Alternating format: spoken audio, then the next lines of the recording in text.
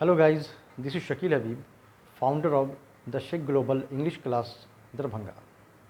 Guys, आज की इस वीडियो में हम लोग बात करेंगे इम्पोर्टेंस ऑफ ऑक्सिलरी वर्ब पर। गाइस, जिस किसी को भी इंग्लिश सीखने की ख्वाहिश होती है, इच्छा होती है, तो वो ये सोचता है कि आखिर हम क्या करें, क्या स्ट्रॉन्ग कर लें, किस पे कमांड हासिल कर लें कि हमारी इंग्लिश स्ट्रॉन्ग हो जाए, हम अच्छी तरह इंग्लिश बोल सकें, इंग्लिश पढ़कर समझ सकें या अच्छी इंग्लिश लिख सकें। तो गाइज़, आज के इस वीडियो में हम लोग उसी टॉपिक पे चर्चा करेंगे कि आखिर वो कौन सी चीज़ है जिस पे अगर हम कमांड हासिल कर लें, जिसको हम स्ट्रॉन्ग कर लें, तो हमारी इंग्लिश स्ट्रॉन्ग हो जाए और हम बेहतरीन इंग्लिश बोलना, पढ़कर समझना और लिखना सीख जाएं। तो गाइज़,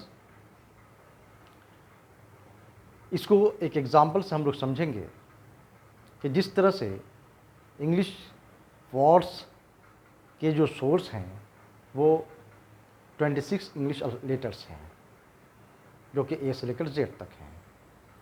इस बात में किसी को भी कोई संदेह नहीं, किसी को भी कोई शक नहीं, किसी को भी कोई डाउट नहीं कि इंग्लिश की दुनिया के जितने सारे वर्ड्स का फॉर्मेशन हुआ है, उन सारे वर्ड्स का फॉर्मेशन सिर्फ 26 इंग्लिश लेटर्स से मिलकर हुआ है। ये बात बच्चे बच्चे जानते हैं। इस बात को प्रूफ करने की, साबित करने की यहाँ पर कोई ज़रूरत नहीं है। आज हम लोग जिस बात पे चर्चा करेंगे उसको हम लोग थोड़ा प्रूफ भी करेंगे, थोड़ा साबित करने की भी कोशिश करेंगे।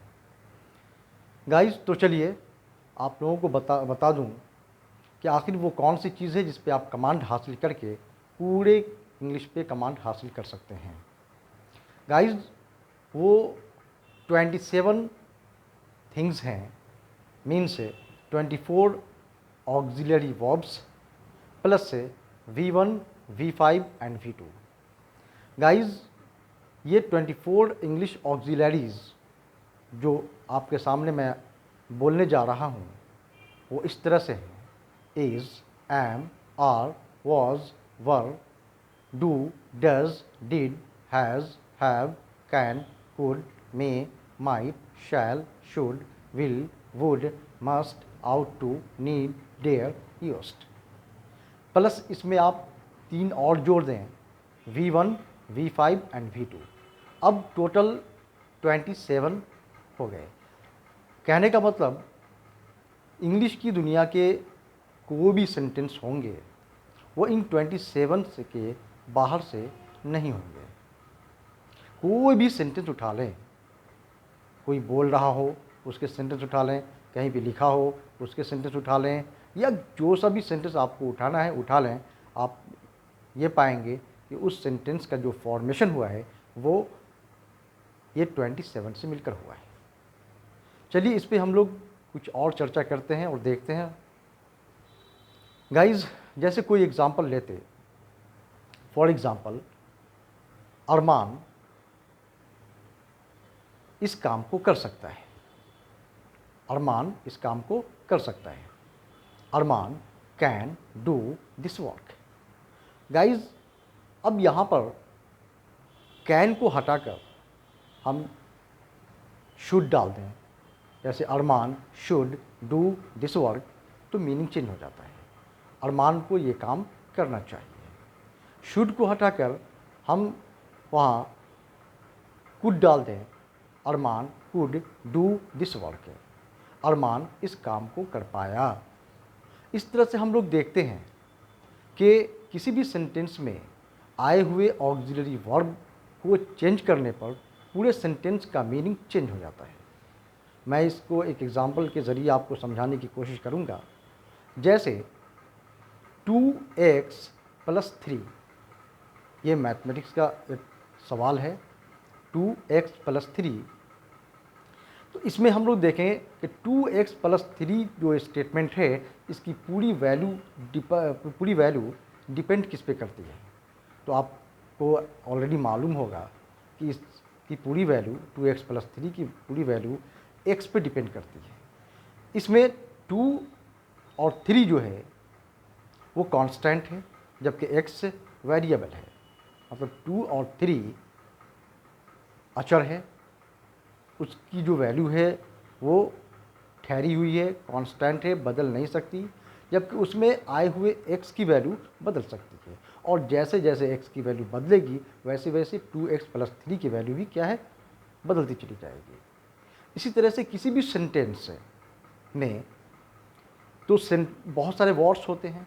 आप कहेंगे कि sir Arman can do this work में सिर्फ कैन को दिखाकर आप कह रहे हैं इस पूरे सेंटेंस का फॉर्मेशन कैन से मिलकर हुआ है, जबकि इसमें और भी वर्ड्स हैं। जैसे एक नाउन है अरमान, फिर डू भी एक वर्ब है, फिर दिस से, फिर वर्क। इन सारे वर्ड्स का क्या?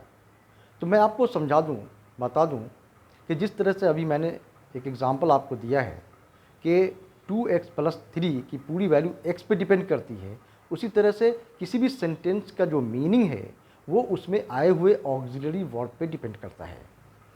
ऑक्सिलरी वर्ब जिस तरह से चेंज होता जाएगा उसी तरह से उसकी मीनिंग भी बदलती चली जाएगी। एक और एग्जांपल हम लोग ले लें, जैसे ही इज़ वर्किंग, वह काम कर रहा है। अब यहाँ पर इसको हटाकर वॉज डाल दें तो मीनिंग होगा वह काम कर रहा था। ही वॉज वर्किंग, वो काम कर रहा था। वॉज हटाकर वहाँ पे विल बी डाल दें, ही विल बी वर्किंग, वह काम कर रहा होगा। ही कैन बी वर्किंग, वह काम कर रहा हो सकता है। ही शुड बी वर्किंग, उसे काम कर रहा होना चाहिए। तो हम लोग ये देख रहे हैं इस सेंटेंस में कि ही और वर्किंग कांस्टेंट है, ठहरा हुआ है। उसकी मीनिंग जैसे पहले सेंटेंस में थी वैसे ही क्या है, दूसरे, तीसरे, चौथे और आगे वाले सेंटेंसेस में भी है। लेकिन दूसरे, तीसरे सेंटेंस, चौथे सेंटेंस का मीनिंग क्या होगा, पहले सेंटेंस के मीनिंग से डिफरेंट होगा। ये क्यों हुआ? क्योंकि इसमें हमने ऑक्सिलरी को बदल दिया। तो आप भी किसी भी सेंटेंस के ऑक्सिलरी को चेंज करके उसके पूरे मीनिंग को क्या है, चेंज कर सकते हैं। जैसे ही इज़ वर्किंग, वह काम कर रहा है, मतलब अभी कर रहा है। ही वॉज वर्किंग, वह काम कर रहा था, मतलब पास्ट में कर रहा था। ही विल बी वर्किंग, वह काम कर रहा होगा, मतलब फ्यूचर में कर रहा होगा। ही कैन बी वर्किंग, वह काम कर रहा हो सकता है। यहाँ पे कंडीशन लगा हुआ है, 90% पॉसिबिलिटी के साथ बताया जा रहा है कि वह काम कर रहा हो सकता है। इसी तरह से ही शुड बी वर्किंग, उसे काम कर रहा होना चाहिए, इसका भी एक अलग सा मीनिंग निकलता है। तो कहने का ये मतलब है कि आप कोई सा भी सेंटेंस उठा लें, उसके अंदर जो ऑक्सिलरी है उस पर पूरे सेंटेंस का मीनिंग डिपेंड करता है, पूरे सेंटेंस की मीनिंग का दारोमदार उस पर होता है। तो हम लोगों को करना क्या है कि 24 ऑक्सिलरी वर्ब्स पर और V1, V5 और V2 पर कमांड हासिल करना है, ताकि हम पूरे इंग्लिश पर कमांड हासिल कर लें। आप कोई सा भी सेंटेंस उठा लें, जैसे मान लिया जाए तुम उसे पीट सकते हो, यू कैन बीट हिम। यहाँ पर आप देख रहे हैं कैन आ रहा, कैन ऑक्सिलरी है। जैसे इमरान के पास बहुत पैसा है, Imran has got lots of money या मच मनी, इसमें देख रहे हैं आप हैज़ आ रहा, ये ऑक्सिलरी वर्ब है। इसी तरह से आपको मेरे साथ दिल्ली चलना चाहिए, you should accompany me to Delhi, इस सेंटेंस में देख रहे हैं शुड ऑक्सिलरी वर्ब है नहीं। तो इस तरह से आप इंग्लिश की दुनिया के किसी भी सेंटेंस को उठा लेंगे तो आप पाएंगे कि उस सेंटेंस में कोई ना कोई ऑक्सिलरी वर्ब आया होगा। तो हम लोगों को इंग्लिश पर कमांड हासिल करने के लिए इंग्लिश के ऑक्सिलरी वर्ब्स पे कमांड हासिल करना है पहले, तभी जाकर हम लोग इस काबिल हो पाएंगे कि हम अच्छी तरह इंग्लिश बोल पाएंगे, इंग्लिश को लिख पाएंगे और इंग्लिश को पढ़कर समझ पाएंगे। तो ये बात आज इस वीडियो में प्रूफ हो चुकी है, साबित हो चुकी है कि इंग्लिश की दुनिया का कोई भी सेंटेंस होगा वो बगैर ऑक्सिलरी के फॉर्म नहीं हो सकता है। हाँ, कुछ सेंटेंस हैं जैसे वो अलग हैं, जैसे V1, V5 और V2 वाले, जिसमें ऑक्सिलरी वर्ब नहीं आता है।